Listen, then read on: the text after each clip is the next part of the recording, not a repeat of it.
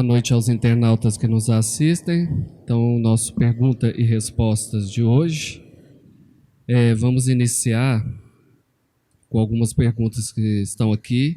Fica aberta também para quem estiver presente, se desejar enviar alguma pergunta, só levantar a mão, chamar o nosso colega que está sentado aí ao lado, que ele leva o papelzinho, a caneta, e vocês fazem a pergunta e pode trazer para a gente.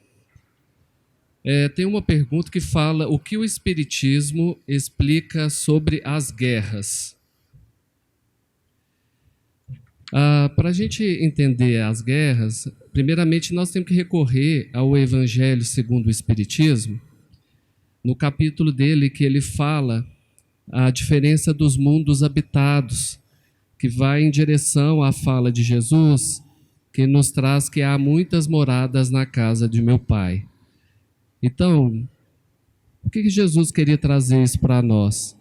E o Evangelho nos traz essa explicação de forma muito bonita.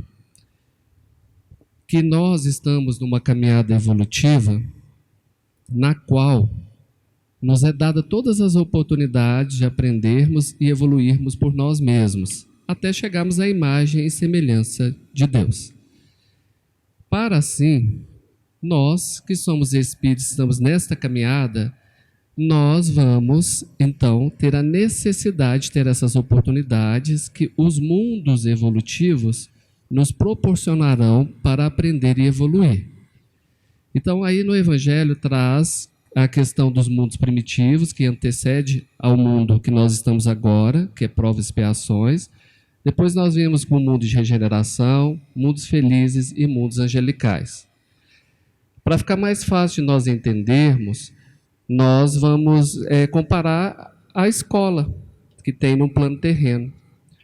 Nós matriculamos na escola e cada série na escola terá um conteúdo o qual nós necessitamos aprender e quando assim atestarmos esse aprendizado, nós conseguimos passar para a série seguinte. Nós, espíritos em evolução, então, já estivemos no mundo primitivo e ora estamos agora nesse mundo de provas e expiações. Isso também nos dá um indício do nível de evolução que nós estamos e esclarecimento.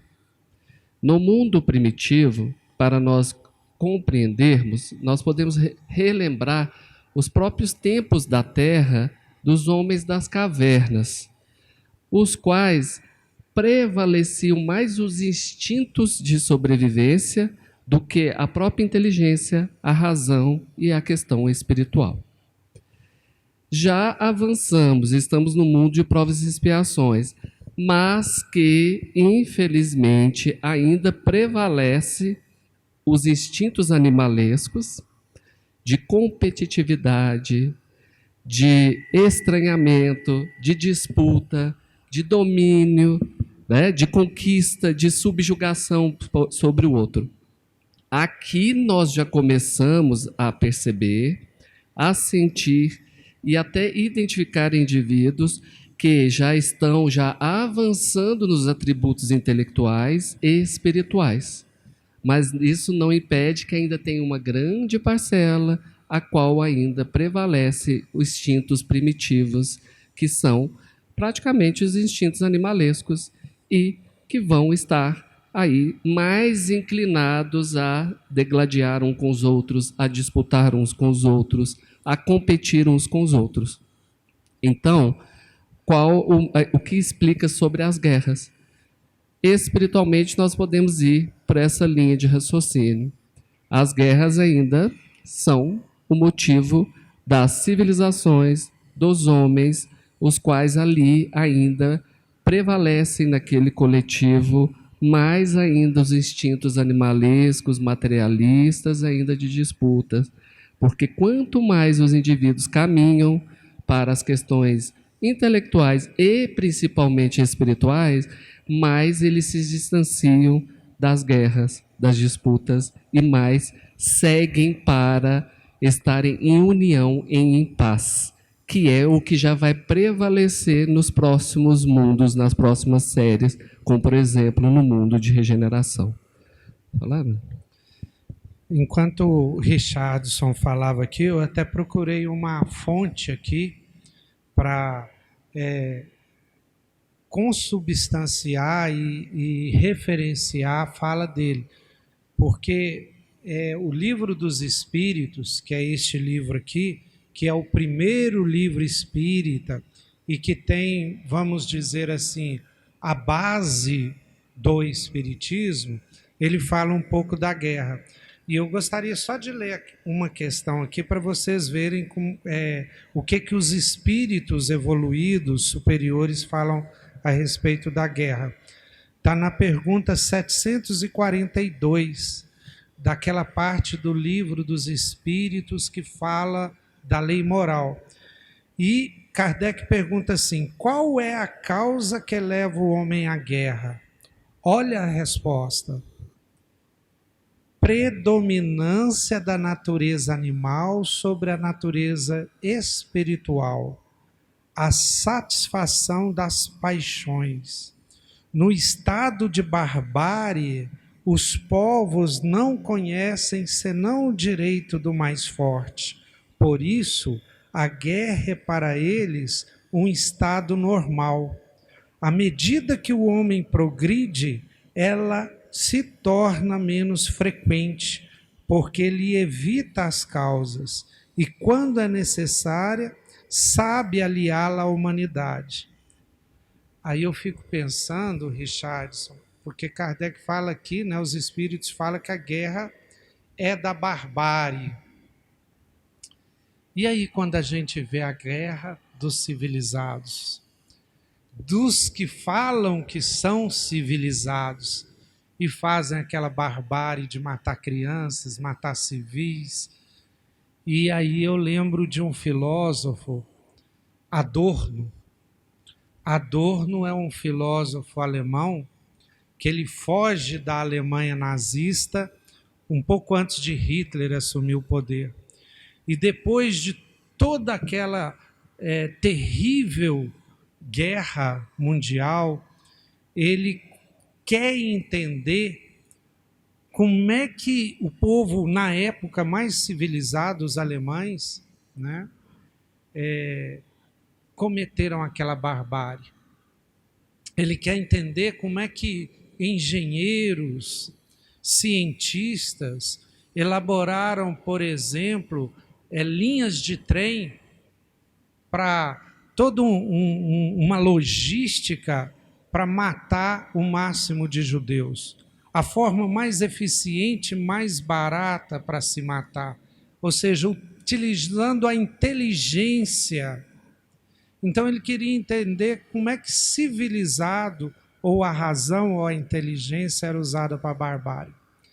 E ele chega à conclusão do que ele chama de razão instrumental ou nova barbárie, que é uma razão que se preocupa com o meio, mas não se preocupa com os princípios, com os fins, só de executar bem uma tarefa. É aquela pessoa que quer executar bem aquele serviço, aquilo que foi proposto, mas não pensa nem nas consequências daquilo e nem nos princípios. Então, essa razão que é só instrumento, sem ter sensibilidade, sem ter senso de justiça, sem pensar no bem da humanidade, ela é muito perigosa, porque ela pode nos levar a essa crueldade, a essa coisa, que é uma razão que pode criar uma nova barbárie. Então, voltando, infelizmente, a gente não chegou num estágio ainda de uma inteligência que supere essa inteligência que permite a barbárie ainda. Então, nós somos civilizados, mas a nossa civilização não conseguiu ainda eliminar a guerra.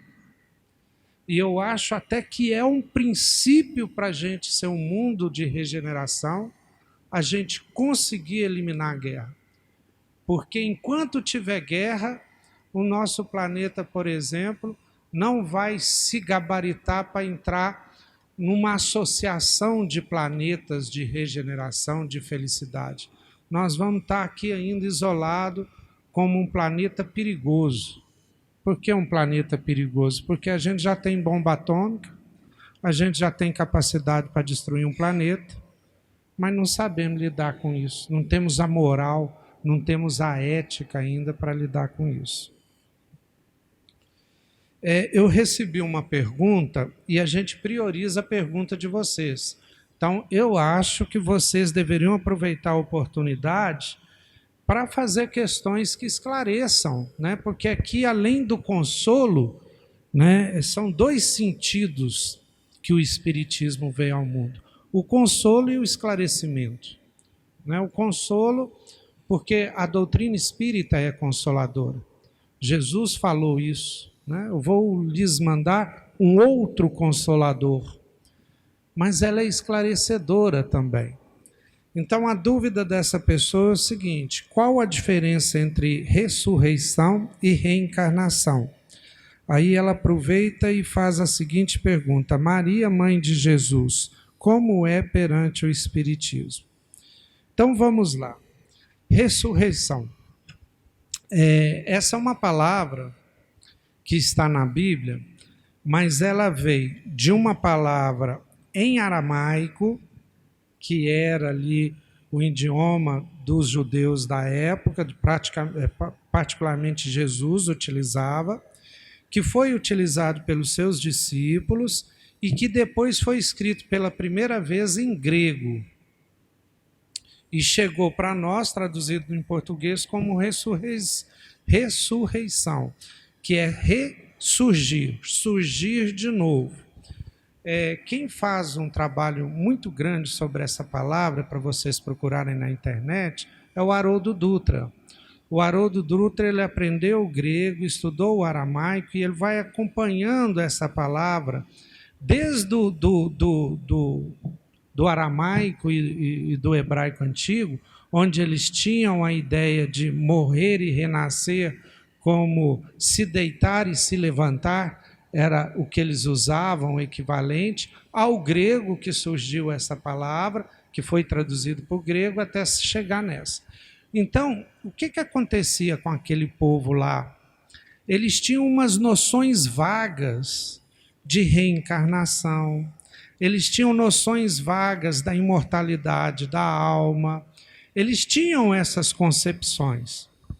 E muitas vezes utilizavam essas palavras. E daí que vem esse termo um pouco confuso, né? Que, por exemplo, algumas religiões cristãs entendem ressurreição como ressurgir no mesmo corpo. Né? Olha como é que isso é complicado. Eu lembro muito das palestras do Zé, que ele fala que a matéria vai girando, né? Que a matéria do nosso corpo vai para a terra, aí um bichinho come, aí depois esse bichinho morre, vira alface, o outro come o alface. Quer dizer, os átomos do meu corpo, hoje, né, depois de desencarnado, vai pertencer aos átomos de outro corpo. Isso é a matéria, os átomos vão girando. E o Zé brincava muito nas palestras dele: se a ressurreição depois for voltar no mesmo corpo, que vai ser uma coisa assim: me dá minha orelha, me dá meu pedaço, me dá aquilo ali, porque a matéria vai girando, ela vai se transformando, né? Os cientistas, né? O Lavoisier, por exemplo, tudo se transforma e tal. Então não é possível no mesmo corpo. Inclusive o nosso corpo muda até cada 7 anos, né? Parece que as nossas células se renovam e tal. Então não é possível isso.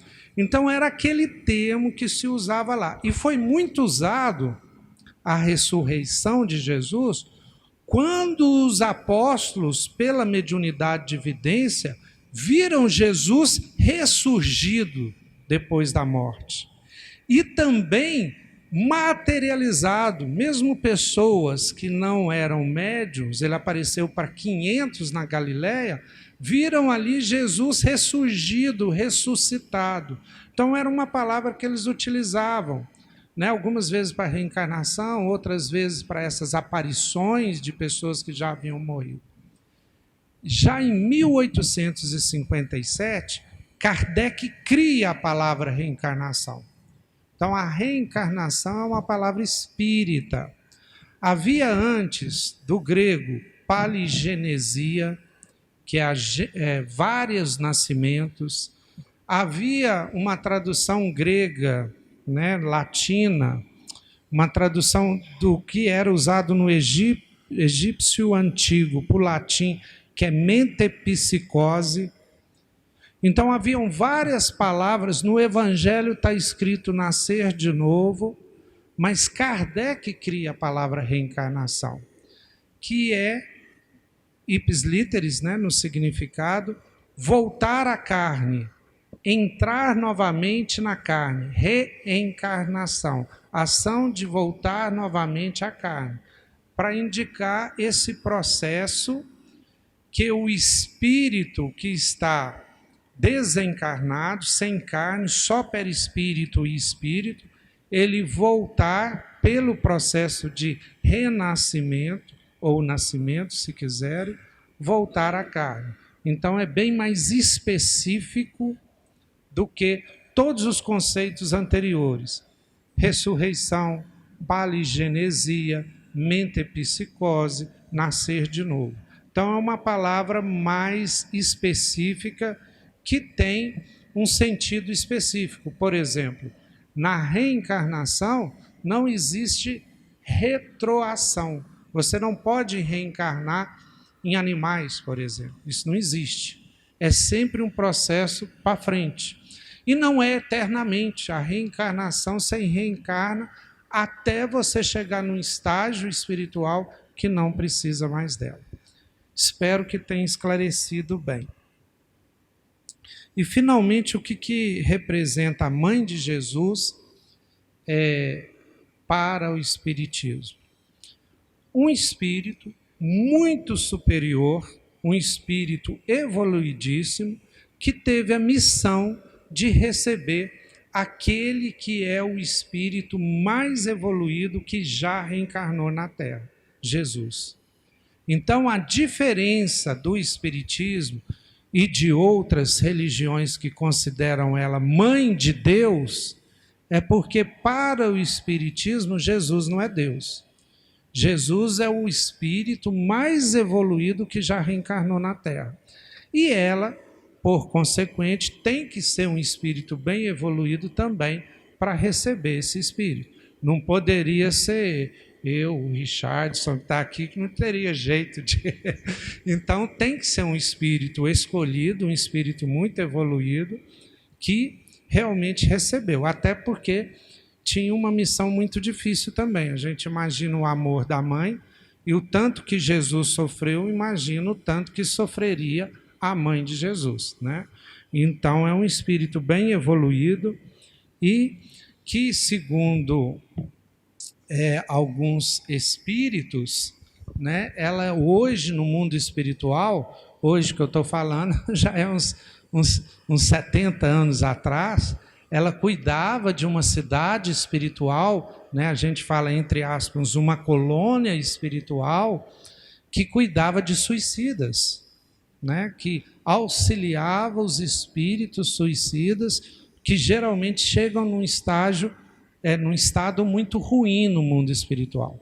Então, existe um livro psicografado que conta essa história de que Maria está fazendo lá no mundo espiritual até hoje. Então, ela não abandonou o planeta, está aqui ajudando esses espíritos que chegam lá numa situação muito difícil. Se quiser complementar alguma coisa, Richardson. Não, só falar que ser irmão mais novo de Jesus já está tão difícil, né? Quanto mais ser mãe de Jesus, a gente está muito longe ainda, né, gente? Chegou outra pergunta. O Espiritismo acredita em pecado? E se o umbral é um ambiente associado ao estado de perturbação? Então vamos lá, por etapas. O Espiritismo não considera os erros como pecados.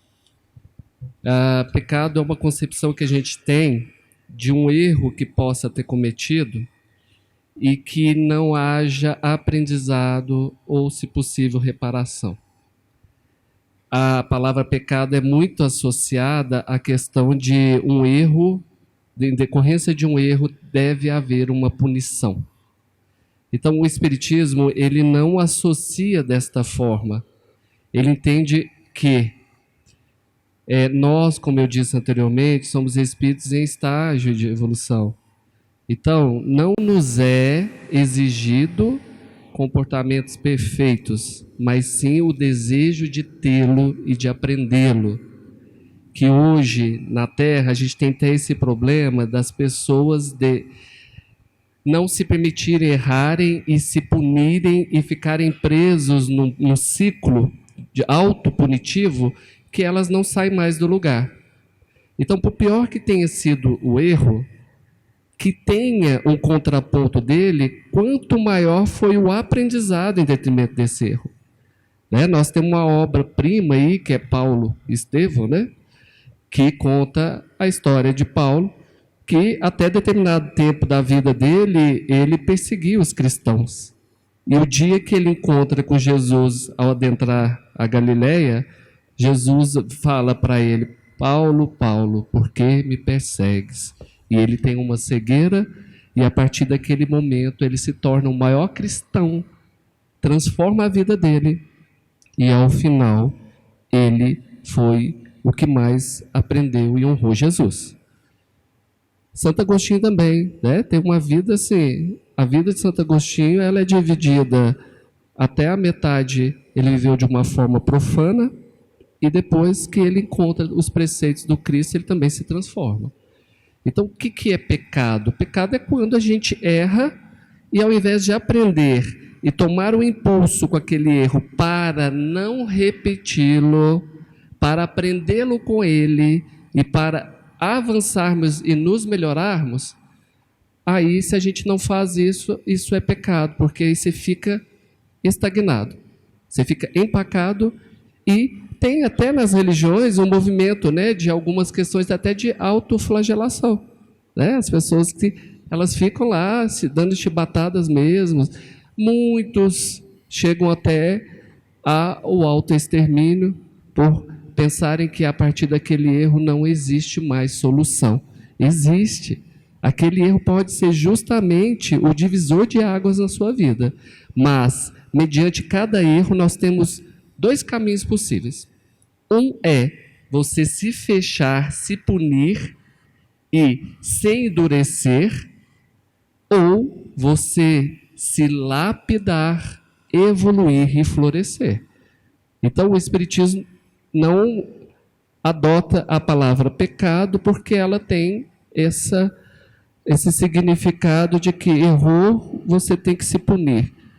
E dá um sentido de que errou, não tem jeito mais. Né? Então, a gente tem que buscar essa concepção, essa compreensão. E também, no Espiritismo, né, nos é muito dito sobre a questão de nós sermos humanos com nós mesmos. Que bom que você tem essa autoexigência de querer acertar sempre, de vencer sempre, de ganhar sempre. Mas você é um espírito ainda em estágio evolutivo. Nós estamos no segundo mundinho, né? Então, não está sendo exigido da gente aqui perfeição e acertar da primeira. Está sendo esperado a nossa intenção de aprender de fazê-lo. Agora, porque se você se acha que é tão perfeito que não pode errar, então você está no mundo errado. Você já tinha que estar nos mundos perfeitos, lá nos mundos felizes, angelicais, que já são espíritos, e que nem lá eles exigem tanto assim deles, porque também lá eles estão no nível que lá eles precisam aprender e têm que respeitar o seu tempo, o seu espaço. Então nós temos que desconstruir essa questão da palavra pecado, tá? E lembrar dos dois caminhos que a gente pode seguir. No umbral, que é outra parte da pergunta aqui, nós temos muitos espíritos chegando a estágios ovaloides, são chamados de ovoides, que já é um estado de tanta perturbação, de que eles já estão perdendo a sua forma perispiritual. Estão se autodestruindo. E essa autodestruição ela tem muito a ver com questões que eles erraram, que eles têm remorso, ou raivas, rancores, angústias, mágoa que eles carregam. Né? Existe um ditado que é muito interessante, que você carregar mágoa, raiva no coração pelo outro, é como se você estivesse tomando veneno, esperando que o outro morresse. Então, nós que estamos nos destruindo. Então, aí nós temos que recorrer a uma outra obra básica, que é o Céu e o Inferno, para nós entendermos o umbral, que eu acho perfeito o Céu e o Inferno. Ele fala, céu e inferno é um estado de consciência. Nós aqui, em vários momentos da nossa vida terrena, nós já estivemos no inferno. O tal do peso na consciência é o inferno. Aquele ditado fala assim, nada vale mais do que você deitar a sua cabeça no travesseiro tranquilo e dormir. Então, quando nós estamos com as nossas consciências perturbadas, lá no Céu e Inferno deixa claro isso. Fala que aí é um estado de inferno. O inferno não é um lugar físico, é um lugar de consciência e de estado espiritual. Se você não estiver bem com a sua consciência, nós podemos te pegar e levar para você no lugar mais bonito do mundo, estar no meio das pessoas que você mais ama, que você não vai desfrutar de nenhum minuto, porque você está no seu inferno. Ao contrário também, se você está com a sua consciência tranquila, se você está em paz consigo mesmo, nós podemos te levar para o pior lugar do mundo, no meio de uma guerra, que você lá estará em paz. Então, umbral é um local no plano espiritual, é uma zona vibracional, onde espíritos que estão em perturbação da consciência, as vibrações deles se assemelham, que são vibrações de dor, de sofrimento, de revolta, de raiva, e ali eles se reúnem vibracionalmente. Mas o mais interessante, a gente até referenciar o céu, o nosso lar, o momento que o André Luiz está lá no umbral, você tem até o filme, né, para ficar mais claro isso, o livro detalha, né, traz mais detalhes ainda. Lá vocês conseguiram perceber que ninguém percebe o outro? Quando percebe o outro é porque aquele outro faz parte do meu inferno, como aqueles que começaram a chacotar, a perseguir o André Luiz. Porque cada um ali está imerso no seu inferno. E o tempo é de cada um. Aí tem umas perguntas que falam assim, mas por que a espiritualidade de luz não vai lá e ajuda eles? A todo momento. Mas não tem como você querer ajudar quem não quer ser ajudado. E muito menos a mãe do André Luiz mesmo. Ela vai e fala, estive várias vezes ao seu lado, rezando por ti. E ele sequer a percebeu, porque ele estava afogado em si mesmo. Então, o umbral é só um lugar vibratório que reúne cada um que está nos seus infernos, que não estão mais no corpo físico. Mas nós aqui no corpo físico, nós vivemos o céu e o inferno. E tem um detalhe também, dependendo do céu e do inferno que nós vivenciamos, nós também nos agrupamos.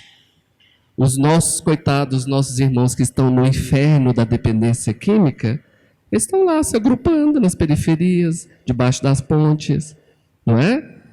Os irmãos que estão aqui querendo aprender, estão querendo tomar consciência sobre si, não estão agrupando aqui, mas cada um está aí no seu processozinho, tá?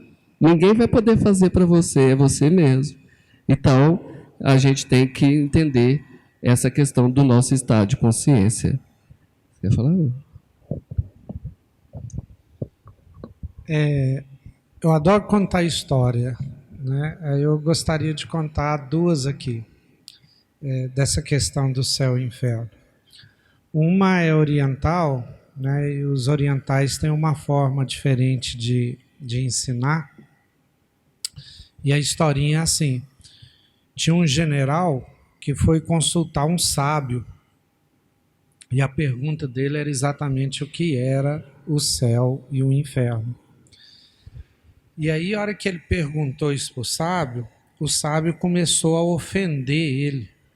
Começou a chamar a mãe dele de não sei o quê, e a ofender ele. E o general não entendeu nada daquilo, falou assim, mas sabe, me ofendendo desse jeito, e foi ofendendo ele tanto, que ele foi ficando nervoso, que ele foi ficando assim, irado, e ele tirou já a espada para matar o sábio. Aí o sábio falou, isso é o inferno.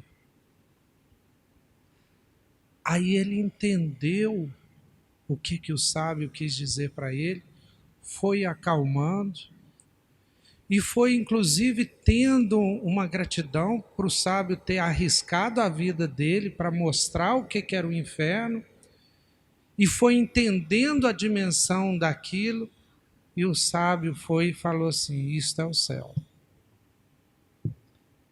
Então acho que ilustra bem que o Richardson falou que céu e inferno são estados de consciência. Mas não é só isso. A outra história vai ilustrar que céu e inferno também são atitudes.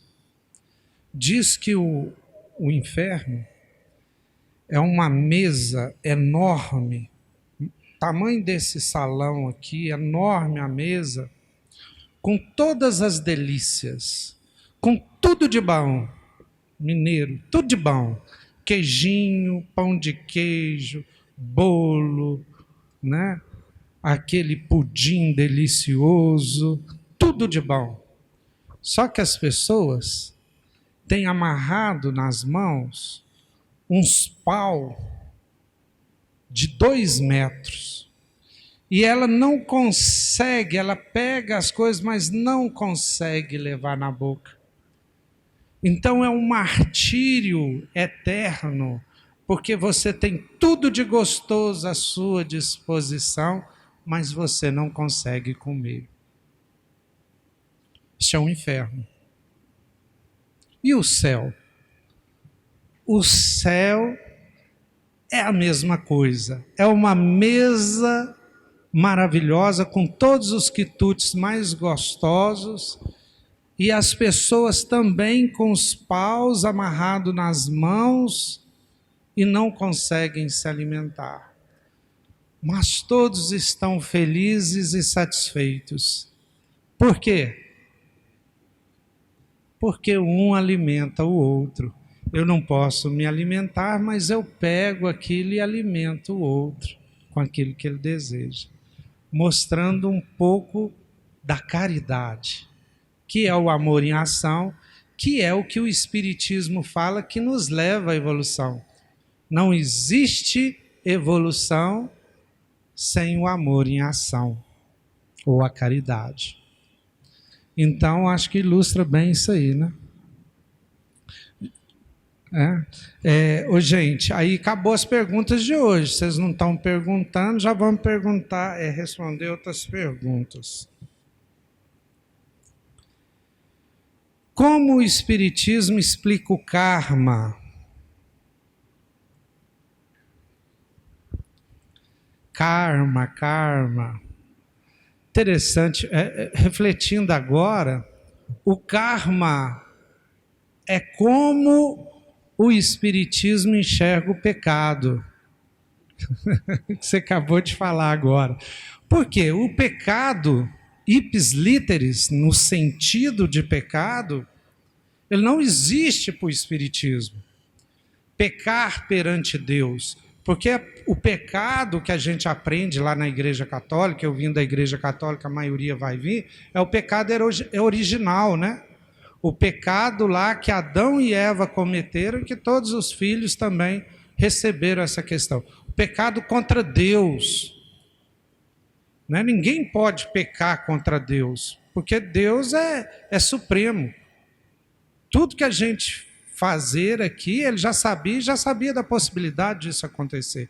Ele não é uma pessoa, né? Ele é suprema inteligência do universo. Se ele não quisesse que a gente pecasse, ele nos criaria perfeito, pronto, acabou. Ele nos criou simples e ignorante, nos mandou na linha evolutiva, ele sabia que a gente ia errar. Porque isso faz parte do processo. Ninguém evoluiu sem um erro qualquer. A gente vai errando e aprendendo e crescendo. Então, o que acontece? Não existe pecar contra Deus, principalmente pecado sem perdão, esse que nos leva ao inferno eterno. Isso não existe. Existe é que a gente escolhe errado. E as escolhas erradas proporcionam consequências erradas. A palavra karma não é muito adequada. Primeiro porque só falam de karma, esquecem do dharma. Karma e dharma são duas palavras que vêm do sânscrito, que vêm lá da Índia, que significam aquilo de bom que eu plantei e hoje eu colho, que é o dharma, e aquilo de ruim que eu plantei, que hoje eu colho, que é o karma. Ou seja, todas as escolhas, tudo que a gente faz, tem consequências boas e ruins. Se eu planto mamão, eu vou colher mamão no mamoeiro. Se eu planto, sei lá, um espinho, boca de lobo, eu vou colher aquele espinheiro com aquela fruta lá própria. Então, o que acontece? Nós recebemos as consequências daquilo que nós... A melhor palavra, segundo o Espiritismo, para karma, é ações e reações. Todas as nossas ações têm consequências. Se minha ação é amorosa, provavelmente eu vou receber consequências amorosas de volta. Mas se minhas ações são de violência, eu vou receber violência de volta. Se eu sou amoroso com as pessoas, geralmente é o amor que eu vou receber de volta. Mas se eu trato com violência, geralmente as pessoas ou vão me ignorar, ou vão sair de lá, ou vão me tratar com violência também. Então, isso é o karma. E o importante aqui é que isso não é só dessa vida, não. Isso atravessa as vidas. Porque se eu plantei aqui um tanto de inimigos, provavelmente eu vou colher esses inimigos nessa vida, no mundo espiritual, na outra vida, porque eu plantei, eles estão aí crescendo, frutificando, e um dia vai chegar em mim. Então, isso acontece, é comum, não é nada assim de sobrenatural. A todo momento eu estou colhendo o que eu plantei ontem, como na vida passada, e já estou plantando para o futuro. Por isso que eu não tenho que preocupar com o meu karma agora, eu tenho que plantar agora para o meu karma lá na frente ser bom. Então esquece, alguém te falou, você tem um karma pesado, não sei o quê. Tá bom, mas eu agora vou fazer certinho para ter boa colheita no futuro.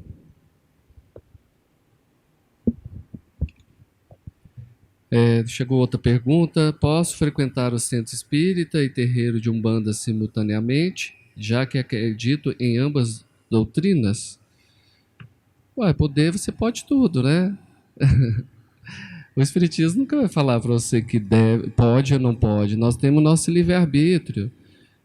No Evangelho, a primeira questão que nós temos que deixar claro é que até no Pinga Fogo foi feita a pergunta para o Chico Xavier sobre a Umbanda, a Quimbanda, o Candomblé, o que ele achava disso. O Chico deu uma resposta muito oportuna, né? Como ele sempre fazia, que eram religiões co-irmãs e que nós temos muito carinho e respeito, que são religiões que vieram de matriz africana com os nossos irmãos, principalmente afrodescendentes, que chegou ao Brasil e que através da Umbanda, da Quimbanda, do Candomblé, essas práticas elas já são advindas, né? Voltadas para a questão do trabalho com a espiritualidade, com o trabalho com as energias da natureza, com todo esse envolvimento, né?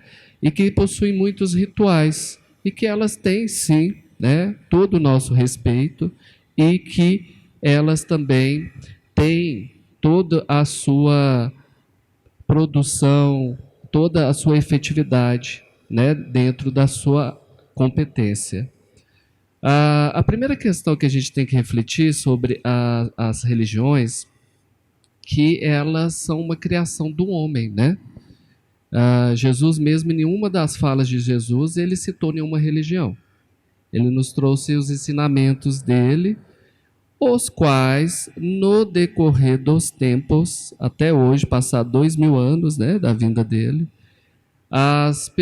os homens foram se reunindo e compartilhando e praticando de acordo com a forma como que eles compreenderam e entenderam os preceitos que Jesus trouxe. Aí surgiram as religiões. Quando é perguntado para a espiritualidade sobre as religiões, ela tem uma resposta que eu acho muito sábia, que ela fala assim: são diferentes caminhos de chegar a Deus. Uns mais tortuosos, mais rígidos, outros mais livres, né? Mas todos com o mesmo objetivo. E o que nos faz agrupar e seguir determinada prática religiosa? Primeiro é realmente o nosso nível de evolução, de consciência, de esclarecimento, que neste estágio da minha evolução, para o meu espírito, aquela prática religiosa é a que mais é compatível, é a qual ali eu consigo entender, eu consigo praticar. E seguindo o que Jesus falou também, onde tiver um ou mais reunidos em meu nome, lá eu estarei. Se está a primeira lei que tem que ter em qualquer prática religiosa que seja, ela está te fazendo pensar no bem e se melhorar. E segundo, em fazer o bem, que mal tem. Então é de acordo com o nível de evolução de cada um. Nós todos que estamos aqui, ao desdobrar das reencarnações, nas nossas diferentes experiências terrenas e na nossa caminhada evolutiva, nós já passamos por várias correntes religiosas. Desde lá o tempo da Idade Média, das práticas das bruxarias, e outros já estavam do outro lado perseguindo os bruxos, e os bruxos do lado de cá, até hoje, né? Então, as práticas religiosas, os rituais, as teologias, que são as ciências das religiões, a forma como elas entendem, principalmente os preceitos de Jesus, e os interpretam e os praticam, elas estão de acordo com aquele grupo e com aquele nível de evolução, não é? Então, não há mal se está fazendo você pensar no bem, fazer o bem, se está te preenchendo, vai, fica lá. Está ótimo, não tem certo e errado nisso não. Agora, eu posso frequentar o centro espírita e ir lá simultaneamente? Pode, mas tem uma questão no evangelho que vai falar assim, não tem como servir a Deus e a Mamon ao mesmo tempo. O que ele está querendo falar? Você, ao adentrar, a seguir uma teologia, a uma prática, você realmente tem que se envolver e focar naquilo, porque senão você mesmo vai ficar confuso, fica disperso, né? Ora você está ali numa prática, ora você está aqui na outra.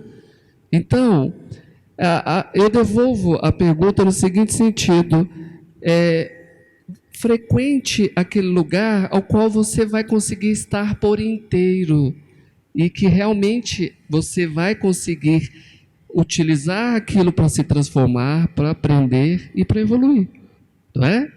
Agora, de conhecer, às vezes as pessoas perguntam, né? Eu sou espírita, eu posso ir na igreja católica? Eu brinco e falo assim, até hoje eu não fiquei sabendo de ninguém que pegou fogo, que entrou lá dentro. Eu fui convidado para ir no casamento evangélico. Também não fiquei sabendo, ninguém pegou fogo, entrar lá. Eu sou espírita, mas eu posso convidar um amigo meu que é católico para vir numa reunião, alguma coisa. Aqui também nunca vi ninguém pegar fogo. Não tem problema. Mas eu falo que é questão de foco, né? Foca, tá ali, para você não ficar disperso, né? E você realmente ver o que atingiu com aquilo. E na hora que atingir, você vai ver que é natural. O Jomar mesmo falou, muitos estão aqui, são adivinhos de várias religiões, principalmente da católica, usando a fala do Chico Xavier também do Pinga Fogo, a qual é uma religião antiga que nós temos muito respeito e consideração. E que eu penso assim, cada uma traz a gente até um ponto. Aí chegou ali, você começa a observar, fala, acho que isso eu já aprendi, eu acho que já deu, preciso de coisa nova. Aí você vai, chega até outro ponto, né? Foi perguntado sobre isso, e depois do Espiritismo? O Espiritismo é definitivo? Tem uma pergunta dessa. Não. Daqui a pouco nós vamos chegar a um outro ponto, né? E cada um trazendo a gente. Agora chegou mais 3 aqui, falta 10 minutos, não vai dar tempo de responder todas. Mas eu concordo com ele, né? Eu, inclusive, tenho muita dificuldade de aceitar Espiritismo como religião. O Espiritismo surgiu na França, na Cidade das Luzes, né, com um pedagogo que foi estudar os fenômenos espíritas, e ele mesmo tinha muito critério para usar Espiritismo como religião.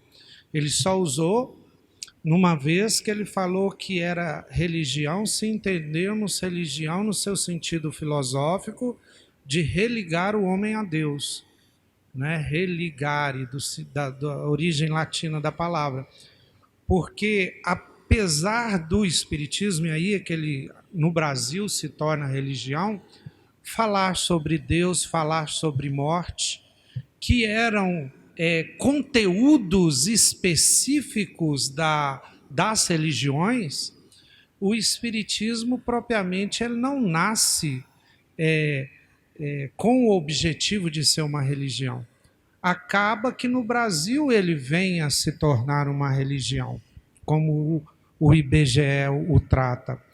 Agora, tem uma fala muito interessante de Leon Denis, que é um dos maiores escritores e um dos maiores espíritas, continuador de Kardec na França, que ele fala assim, o espiritismo, perguntam para ele se o espiritismo era o futuro das religiões, e ele dá uma resposta que dá um nó na cabeça da gente. Ele fala, o espiritismo não é se o espiritismo era a religião do futuro. E ele fala, não, o espiritismo não é a religião do futuro. Ele é o futuro das religiões. No sentido que, quando a gente entender os princípios do espiritismo, eles vão ser aceitos por todas as religiões. Porque a partir do momento que as religiões, que ficar provado cientificamente que a reencarnação é um fato, pelas evidências, as religiões que não aceitarem a reencarnação, como a católica e outras, elas simplesmente vão ficar fora da ciência, né? A ciência vai falar, é assim o processo evolutivo, e as religiões que não se adequarem a isso acabam ficando na história. Vamos tentar.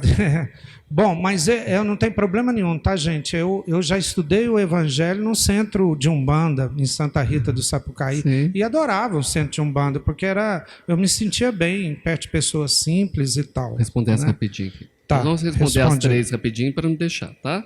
Eu vou nessa aqui. Então, deixa eu responder essa rapidinho, eu já te passo para essa aí, que eu acho essa aí mais importante, inclusive. Tive um relacionamento que foi um filme de terror. Deus me livre. Já dei um basta. E agora vejo que foi uma prova nessa vida. Que passei. Será que vou ter paz agora? Não sei, minha filha, depende de você. Você quer entrar no outro relacionamento? Você quer o quê? Se você quiser a paz e lutar por isso, você vai conseguir. É só plantar, né? Começa a plantar. Então, respondendo, depende de você. Tá? Liberdade, igual o Chico falou, vamos plantar agora para colher no futuro. Então, depende de você. O casal homossexual é aceito na religião espírita? Quem tem que se aceitar é o casal, ninguém tem nada a ver com isso, né? Nenhuma religião tem que aceitar ninguém, não. É o casal que tem que se aceitar. Para complementar... tem pecado. Para começar, espírito não tem sexo, né? Porque se a gente voltar nas nossas reencarnações aí, a gente já rodou de negro, de egípcio, de mulher, de homem, de criança e de tudo. O sexo é uma condição temporal do corpo físico. E o espírito que estiver ocupando a forma como ele manifeste o seu afeto para com o outro, tudo bem. Porque se fosse critério de heterossexualidade ser a perfeição certo, nós não teríamos casais héteros que se espancam, se matam, se agridem e se humilham. Assim como também temos casais homossexuais que também não se respeitam, se batem, né, e se matam. Casais bissexuais. Então, não interessa a questão do sexo do outro que você está se relacionando, mas a forma como você está se relacionando. Né? Se for uma forma digna, correta, o qual um está ajudando o outro a crescer, a evoluir, certo está. Ok. Essa palavra aqui é adoro? Adoro viver. Adoro viver. Então é o seguinte, já sinto pronta para partir, porém adoro viver. Falo isso com relação à consciência de alívio, ao que posso fazer ao próximo. Isso é normal ou seria o quê? Eu acho que é normal. Cada um tem um sentimento diferente, né? Não existe... O normal não é padrão. Você não pode querer que todo mundo sinta como você se sinta. Tem gente que tem um medo de morrer, né? Tá morrendo de medo. Eu, por exemplo, estou em uma tranquilidade muito grande, né? Igual a você. Se der um ataque de coração e eu morrer, vou estar tranquilo. É espírito evoluído que não tem medo do umbral, né, gente? Não tenho medo Você de não tem morrer umbral, também, não, não. Mas é de cada um. Não vejo nenhum problema com isso, não. Eu só gostaria, no meu caso, por exemplo, é igual você falou, né, de poder utilizar a minha vida o máximo possível para melhorar. E isso, com certeza, a caridade vai fazer isso. Então, a gente tem muitos projetos e tudo, mas não tem apego. Graças a Deus, se morreu... É o que o Emmanuel falava com o Chico, reencarnar é muito difícil, aproveite o máximo que puder, cada segundo. Se você já chegou a esse ponto de despreendimento, aproveite cada segundo ainda, né? Para que, se você já está igual o Jomar, não tem medo do umbral, porque eu ainda penso no umbral, que tem hora que a gente... né? Meu umbral aqui, ó. O umbral é aqui. Eles não têm, então são seres já mais esclarecidos, né, gente? Eles ajudam a gente a sair do umbral da gente. Aproveite isso, então, para avançar e aproveitar máximo o tempo que está aqui, né? Que é a melhor coisa a se fazer. É isso aí, gente. Muito obrigado, tá? É uma alegria sempre voltar aqui, debater, discutir. É uma sala de aula e, como eu disse, o Espiritismo vem para consolar, né? Como é bom saber que não tem pecado, né? Como é bom, como isso tira um peso na nossa costa. Outro dia um primo meu veio falar de uma prima que ele perguntou, mas você não vai mais na igreja e tal? Estou escondendo de Deus. Eu falei, como assim você está escondendo de Deus? Uai, porque eu tenho tanto pecado na minha cabeça que eu estou escondendo.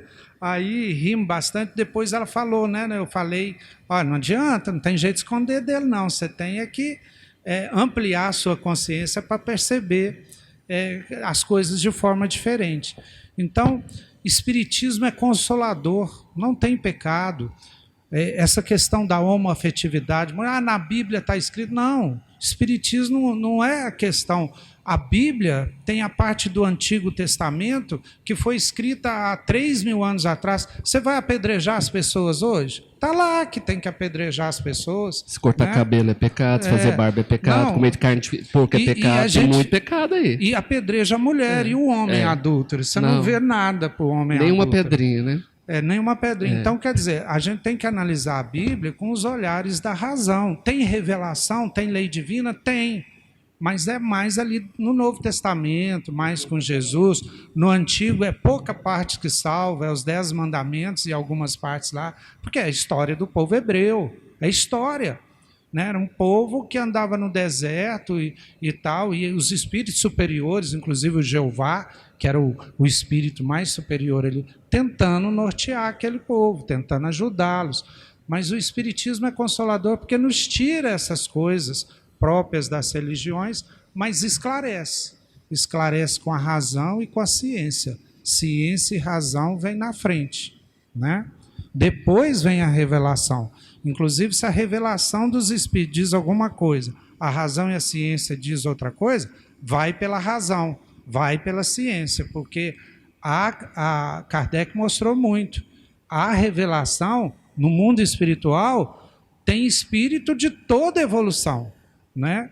E Kardec até brinca, ele fala, se perguntar uma pedra, a pedra responde. Não é porque a pedra responde, mas tem um espírito que assume o papel da pedra e responde ali para você. Então a gente tem que ficar muito cuidadoso com as revelações, e sempre pela ciência, pela filosofia, e depois as revelações que não falam contra a ciência e a filosofia. Muito obrigado, boa noite. A palestra do Richardson é daqui um pouquinho, tá? Obrigado.